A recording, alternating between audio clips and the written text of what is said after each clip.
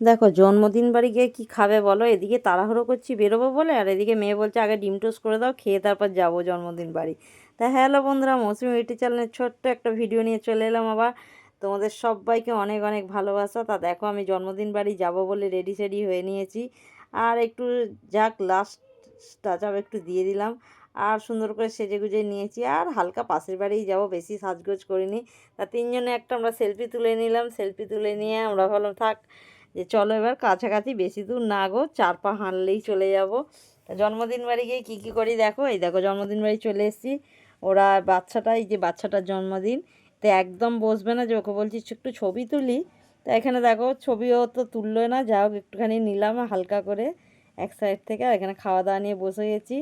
আর এখানে আজকে ওদের হচ্ছে বিরিয়ানি, আর ওই চপ, ডিমের চপ, আর পায়েস, আর মিষ্টি। তো আজকের মতো ভিডিওটা ভালো লাগলে লাইক কমেন্ট শেয়ার করো, টাটা।